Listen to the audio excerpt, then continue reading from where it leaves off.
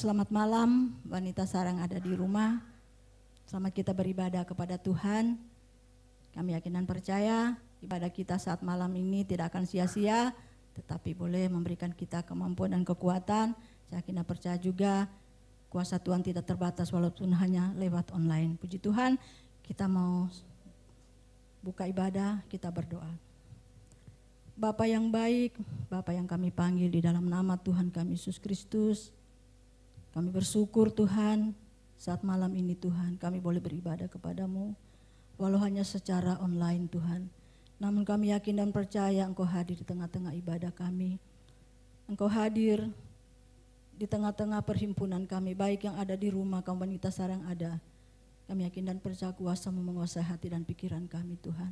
Segala kuasa yang tidak berkenan yang akan mengganggu jalan ibadah online kami saat malam ini, kami mau bersatu hati, kami usir, kami tengking di dalam nama Yesus. Keluar dari hati kami, kami boleh bebas memuliakan nama-Mu, boleh bebas juga mendengarkan firman-Mu.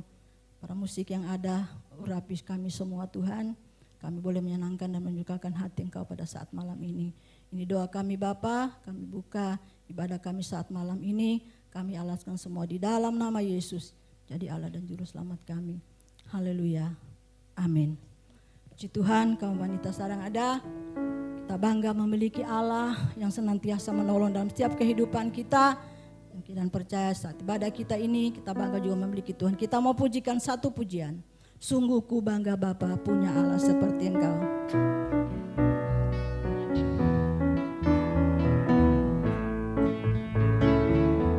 Sungguh ku bangga Bapa punya Allah seperti Engkau. Sungguh ku bangga Yesus atas segala pengorbananmu. Tak ingin aku hidup lepas dari kasih-Mu. Kasih-Mu menyelamatkan dan beriku pengharapan. Kini ku persembahkan apa yang aku miliki. Memang tiada berarti bila dibanding dengan kasih-Mu. Namun ku ingin memberi dengan sukacita di hati, karena ku tahu ini menyenangkan hati-Mu. Sungguh ku bangga Bapa punya Allah seperti Engkau. Sungguh ku bangga Yesus atas segala pengorbananmu. Tak ingin aku hidup lepas dari kasih-Mu. Kasih-Mu menyelamatkan dan beriku pengharapan. Kini ku persembahkan apa yang aku miliki. Memang tiada berarti bila dibanding dengan kasih-Mu. Namun ku ingin memberi dengan sukacita di hati, karena ku tahu ini menyenangkan hati-Mu. Kini ku persembahkan apa yang aku miliki. Memang tiada berarti bila dibanding dengan kasih-Mu. Namun ku ingin memberi dengan sukacita di hati,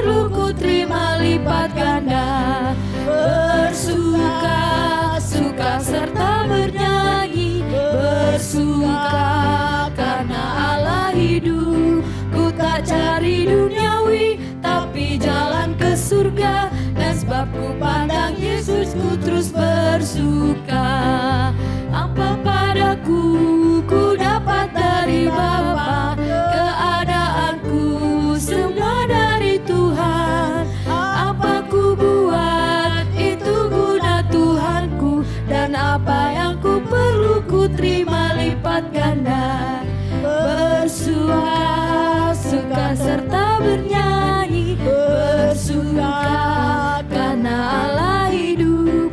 Ku tak cari duniawi tapi jalan ke surga, dan sebab ku pandang Yesus ku terus bersuka. Bersuka, suka serta bernyanyi bersuka karena Allah hidup. Ku tak cari duniawi tapi jalan ke surga, dan sebab ku pandang Yesus ku terus bersuka. Haleluya. Puji Tuhan, kita sudah memuji nama Tuhan. Tiba saatnya kita akan mendengarkan firman Tuhan. Mari kita angkat satu pujian. Ku bersyukur kau memilihku. Haleluya.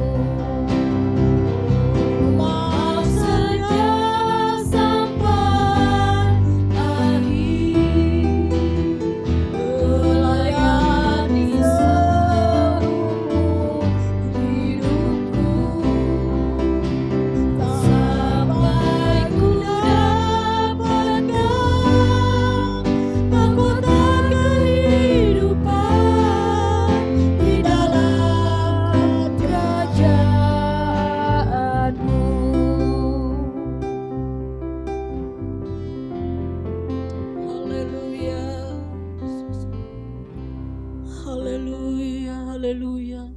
Terima kasih Tuhan. Kami bersyukur Tuhan, kami sudah boleh memuji memuliakan nama-Mu. Kami yakin dan percaya setiap pujian yang kami naikkan di hadapan Engkau boleh menyenangkan hati-Mu, boleh menyukakan hati-Mu pada saat malam ini Tuhan. Dan saat ini pun tiba saatnya kami akan diisi oleh kebenaran firman-Mu.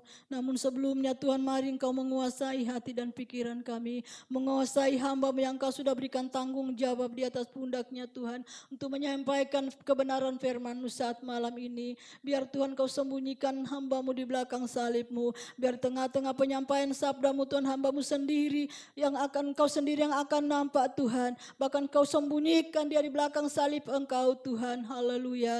Biar firman yang akan disampaikan saat malam boleh benar-benar memberikan kami kekuatan baharu dalam kami mengiring akan Engkau. Bapa yang baik, segala kuasa yang akan mengganggu jalannya ibadah mendengarkan firman-Mu. Mari Tuhan Engkau singkirkan semua itu Tuhan. Biar kami boleh duduk diam mendengarkan firman-Mu. Haleluya. Terima kasih banyak Bapa yang baik, terima kasih. Berfirmanlah Engkau Tuhan, kami sudah siap mendengarkan. Di dalam nama Yesus kami sambut firman-Mu. Haleluya. Amin.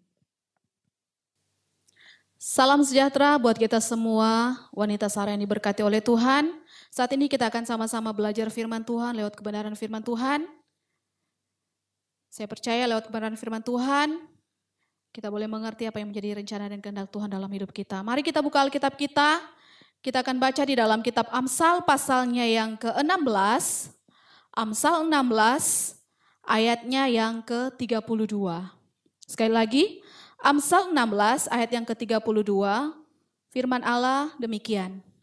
Orang yang sabar melebihi seorang pahlawan, orang yang menguasai dirinya melebihi orang yang merebut kota.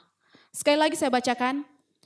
Orang yang sabar melebihi seorang pahlawan, orang yang menguasai dirinya melebihi orang yang merebut kota.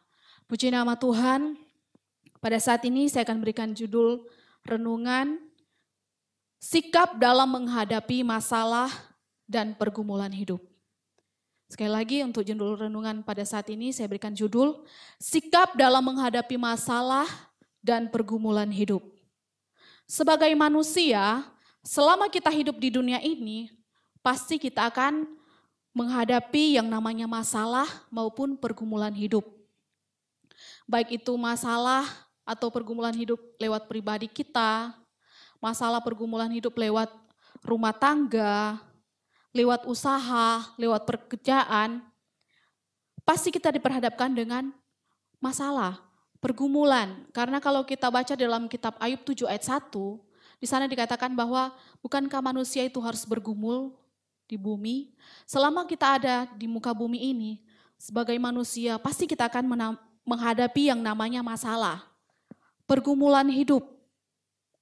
Dan masalah pergumulan hidup itu secara manusia mungkin kita tidak mampu menghadapinya dengan kekuatan kita. Tetapi lewat firman Allah pada saat ini, kita akan belajar bersama-sama dengan masalah, pergumulan yang ada. Tentunya kita akan mendapatkan jalan keluar, kita akan mendapatkan kemenangan di balik pergumulan apabila kita melakukan firman Tuhan. Dan pada saat ini kita akan belajar bersama lewat kebenaran firman Tuhan di dalam kitab Amsal tadi, Amsal 16 ayat yang ke-32. Kita akan belajar bersama-sama bagaimana sikap kita dalam menghadapi setiap masalah maupun pergumulan hidup ini.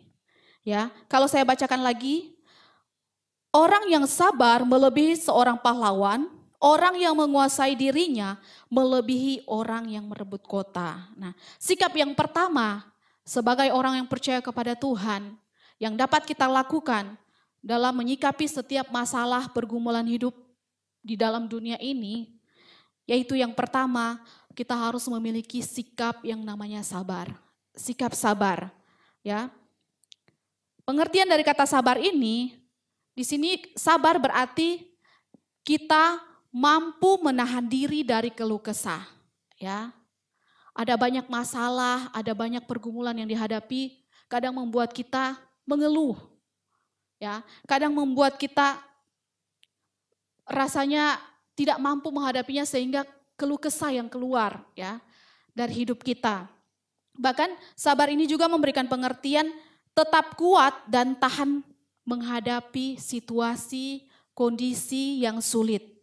Ya, sabar berarti tetap kuat dan tahan dalam menghadapi situasi yang ada. Ya, di hari-hari ini mau dikatakan adalah hari-hari di mana situasinya semakin sulit. Ya, dalam hal ekonomi semakin sulit, dalam hal sosial, berkomunikasi, berhubungan dengan orang lain semakin sulit, ya. Tetapi lewat kebenaran firman Tuhan mengingatkan kita bahwa dalam menghadapi pergumulan yang ada, dalam menghadapi setiap masalah yang ada, kita memiliki sikap yang sabar. Sebab dengan sikap sabar juga, itu berarti bahwa kita mampu menahan hawa nafsu kita. Sehingga apa? Kita tidak mudah jatuh dalam dosa. Ya, sabar. Dan dikatakan bahwa orang yang sabar melebihi seorang pahlawan. Nah, kalau bicara tentang seorang pahlawan, kita tahu bahwa seorang pahlawan itu adalah seorang yang berjasa, ya. Berjasa bahkan dapat membela orang yang lemah, ya.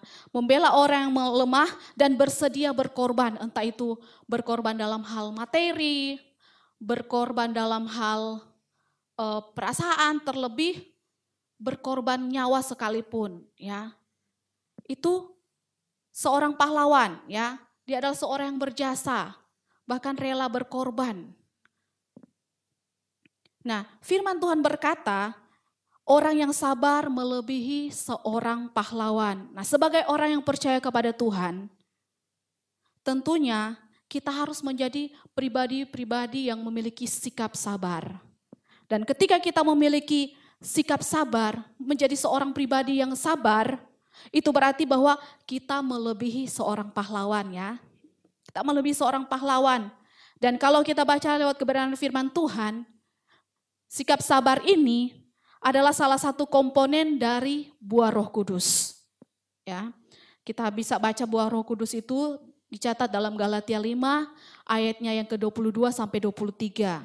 Ya, di sana kita bisa melihat buah-buah roh dan salah satu komponen dari buah roh adalah sabar.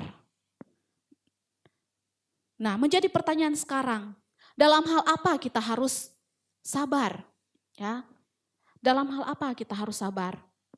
Tentu kita harus sabar dalam hal melakukan sesuatu. Ya.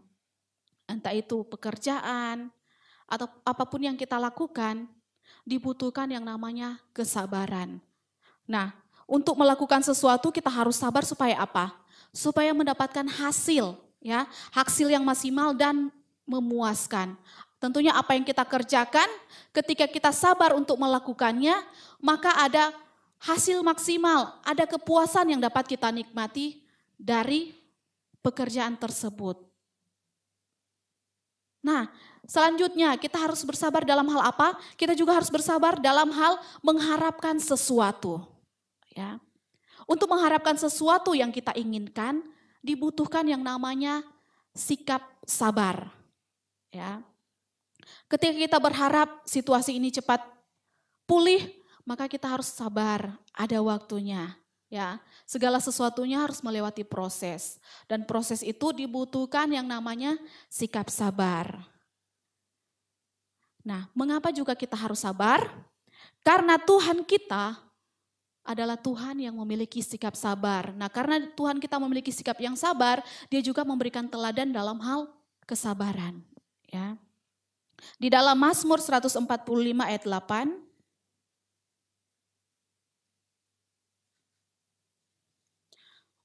Mazmur 145 ayatnya yang ke-8.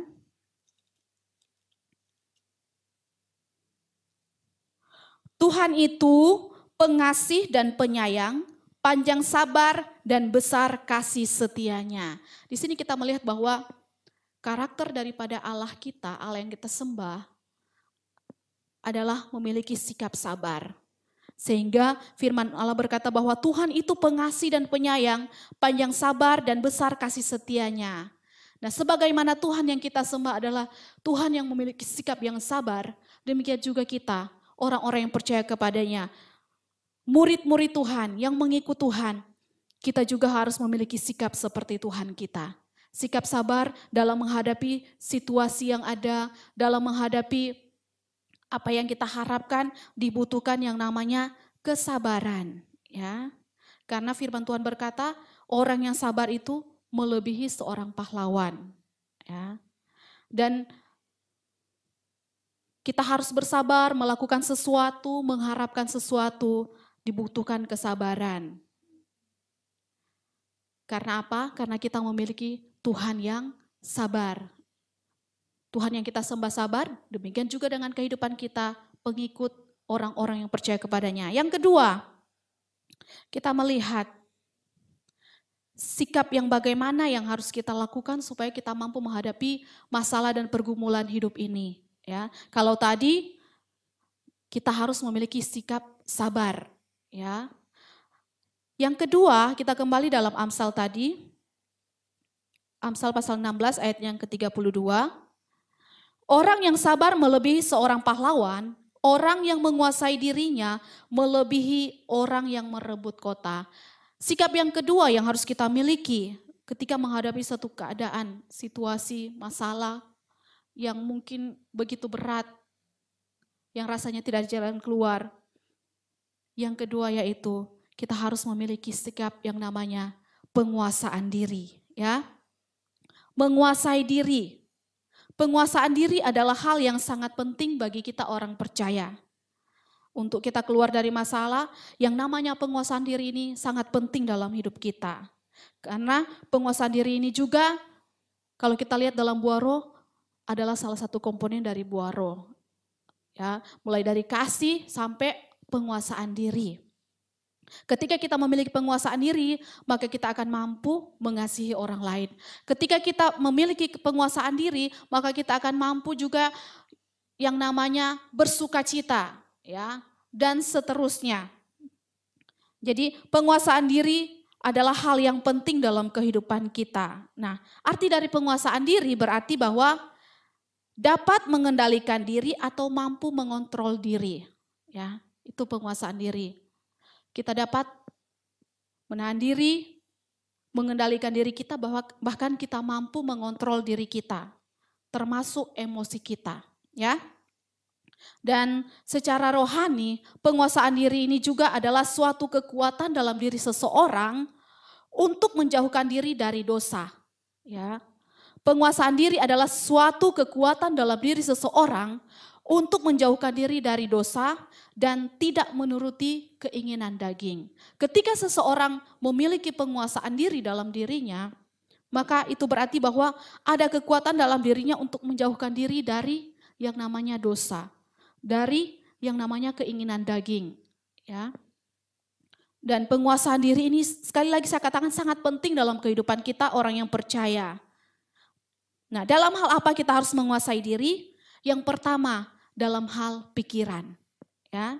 Jika kita tidak bisa menguasai pikiran kita, maka pikiran kita akan dipengaruhi oleh hal-hal yang negatif.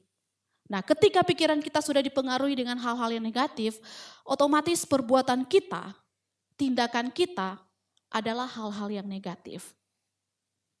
Nah, kalau sudah berbicara tentang hal-hal yang negatif, tentunya hal tersebut akan merugikan diri sendiri, bahkan akan merugikan orang lain. Untuk itu kita harus memiliki penguasaan diri dalam hal pikiran. Nah, bagaimana supaya pikiran kita dapat dikuasai? Kita harus memiliki yang namanya pikiran Kristus. Pikiran Kristus yaitu pikiran yang diisi oleh kebenaran firman Allah. Ketika pikiran kita terus diisi oleh kebenaran firman Tuhan, maka tentunya yang akan kita pikirkan apa? Perkara-perkara yang di atas, perkara-perkara surgawi, bukan perkara-perkara duniawi. Ya, karena ketika kita memikirkan perkara-perkara duniawi, hal itu akan membuat kita semakin jauh dari Tuhan. Ya, bahkan kita akan mudah terjerumus dalam dosa. Jadi kita harus memikirkan perkara-perkara yang di atas. Dalam Kolose 3 ayat 1, kita lihat sebentar.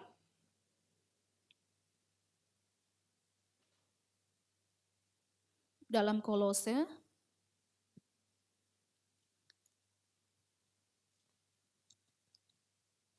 Kolose 3 ayat 1 dikatakan, karena itu kalau kamu dibangkitkan bersama dengan Kristus, carilah perkara yang di atas di mana Kristus ada, duduk di sebelah kanan Allah. Ayat yang kedua, pikirkanlah perkara yang di atas, bukan yang di bumi. Jadi ketika kita mampu menguasai pikiran kita, itu berarti bahwa pikiran kita terus diisi oleh kebenaran firman Tuhan. Sehingga Tuhan yang mengendalikan pikiran kita lewat firman-Nya. Firman-Nya selalu mengingatkan kita untuk tetap hidup benar di hadapan Tuhan. Nah, yang berikutnya, kita harus menguasai diri dalam hal apa? Kalau tadi saya katakan, kita menguasai diri dalam hal pikiran. Yang kedua, kita menguasai diri dalam hal lidah atau ucapan kita. Ya. Hidup kita bisa jadi teladan, bisa menjadi berkat bagi orang lain, kalau kita mampu menguasai lidah kita, kalau kita mampu menguasai ucapan kita. Karena apa? Lewat ucapan juga kita bisa membuat orang down. Lewat ucapan kita bisa membuat orang jauh dari Tuhan.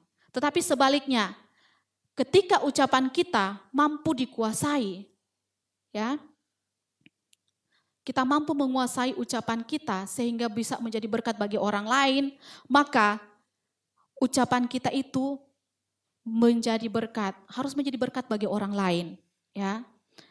Tidak mengeluarkan perkataan yang kotor, tidak mengeluarkan perkataan kutuk bagi orang lain, tetapi kata-kata yang membangun, kata-kata yang menasihat terhadap sesama, sehingga apa? Perkataan kita menjadi berkat bagi orang lain, menjadi teladan bagi orang lain, ya. Dan cara untuk kita bisa menguasai lidah kita sehingga kita mampu mengeluarkan ucapan yang baik dan benar. Kalau kita baca di dalam Mazmur 71 ayat 8.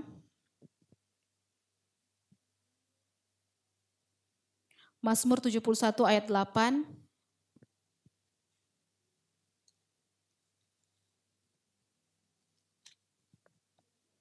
Mulutku penuh dengan puji-pujian kepadamu, dengan penghormatan kepadamu sepanjang hari.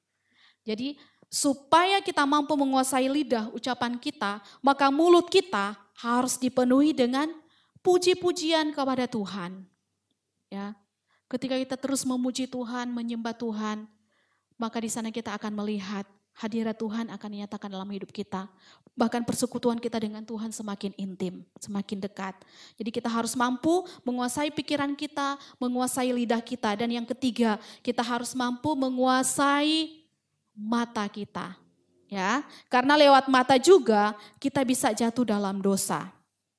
Ya, jika kita tidak menguasai mata kita, maka kita akan mudah terjerumus di dalam dosa. Ya, dosa pertama kali terjadi di dalam dunia ini setelah Tuhan menciptakan dunia dan isinya, bahkan menciptakan manusia, pertama kali terjadi dosa yaitu lewat mata. Kalau kita baca di dalam Kejadian pasalnya yang ketiga, ayat yang ke-6, dikatakan perempuan itu melihat bahwa buah pohon itu baik untuk dimakan dan sedap kelihatannya, lagi pula pohon itu menarik hati karena memberi pengertian.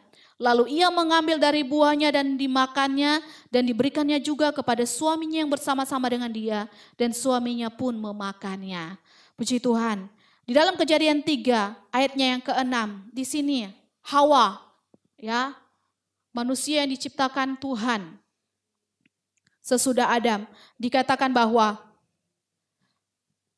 perempuan itu melihat, Hawa melihat. Jadi sebelum Hawa mengambil buah larangan, ya, dari pengetahuan yang baik dan jahat yang sudah dilarang oleh Tuhan di Taman Eden tersebut, yang pertama kali terjadi Hawa melihat. Setelah dia melihat dikatakan menarik hati. Nah, setelah menarik hati daripada Hawa ini, mendorong Hawa untuk mengambil. Nah, setelah mengambil, memakannya. Ya. Jadi dosa pertama kali terjadi lewat mata. Hawa melihat kemudian dan selanjutnya sampai memakan buah larangan daripada Tuhan. Nah, hal ini tentunya mengingatkan kita, mengajar kita lewat kebenaran firman Tuhan supaya kita mampu menguasai mata kita, supaya kita tidak terjerumus dalam dosa, supaya kita tidak melakukan hal-hal yang tidak benar di hadapan Tuhan. Dan cara supaya kita bisa menguasai mata kita, kalau kita baca di dalam Matius 6 ayat 22. Matius 6 ayat 22 dikatakan mata adalah pelita tubuh. Jika matamu baik, teranglah seluruh tubuhmu. Jadi kita harus mampu menguasai mata kita dengan cara supaya mata kita tetap baik. Nah, bagaimana supaya mata kita tetap baik?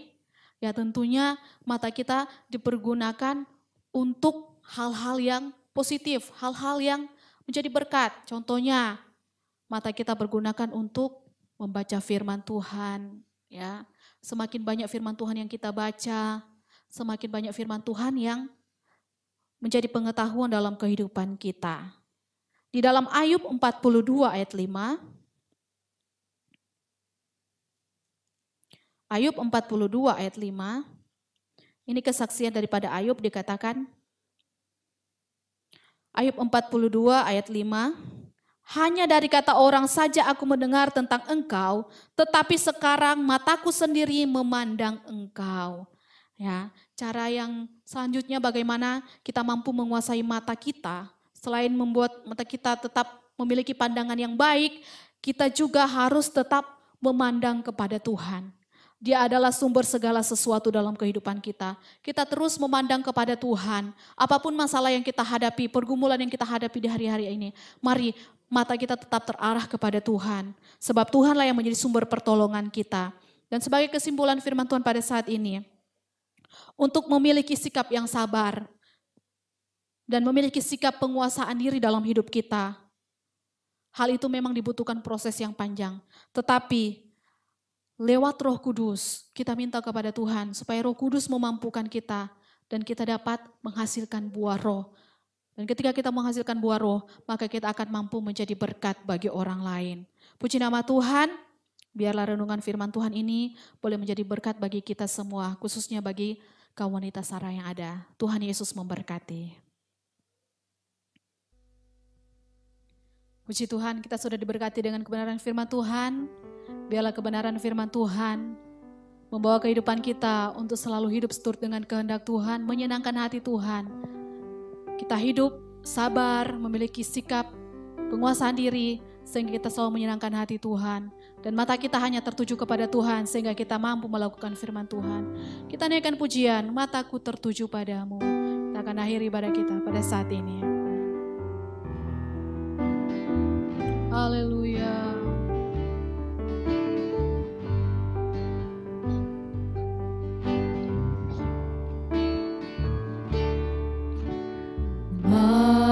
Mataku tertuju padamu, segenap hidupku ku serahkan padamu. Bimbing aku masuk rencanamu,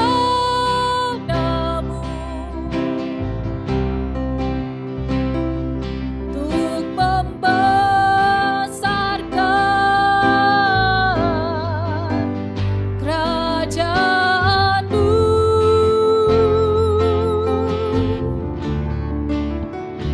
Ku mau mengikuti kehendak-Mu ya Bapa. Ku mau selalu menyenangkan hati-Mu. Haleluya, haleluya. Terima kasih Tuhan Yesus, pada saat ini kami bersyukur oleh karena kebaikan kemurahan-Mu. Kami boleh memiliki kesempatan untuk beribadah bersama-sama. Bahkan kami boleh memiliki kesempatan untuk belajar kebenaran firman-Mu. Biarlah apa yang kami lakukan pada saat ini, lewat persekutuan yang indah bersama dengan Engkau di dalam persekutuan ibadah ini, boleh menjadi berkat dalam kehidupan kami. Bahkan biarlah apa yang kami lakukan Tuhan, boleh berkenan dan menyenangkan hati-Mu Tuhan. Terima kasih Tuhan Yesus, berkati kami semua, kami yang ada saat ini di tempat ini sebagai pelayan-pelayan-Mu, bahkan kaum wanita Sarah dimanapun mereka berada, Tuhan memberkati. Bahkan Tuhan Yesus juga memberkati kami dalam setiap hal yang kami lakukan, biarlah penyertaan Allah sentiasa nyata dalam hidup kami. Terima kasih Tuhan Yesus, Dan saat ini Tuhan, kami akan akhiri ibadah kami pada saat ini. Biarlah Roh Kudus-Mu terus menuntun kehidupan kami untuk terus berada dalam rencana dan kehendak-Mu Tuhan. Terima kasih Tuhan Yesus, terima kasih Tuhan. Biarlah kami akan pulang dengan membawa berkat dari Allah Bapa, cinta kasih sayang dari Tuhan Yesus, bahkan persekutuan yang indah dalam kuasa Roh Kudus menyertai kita mulai saat ini sampai selama-lamanya. Dan kami alaskan doa kami mengucap syukur hanya di dalam nama Tuhan Yesus Kristus. Haleluya. Amin.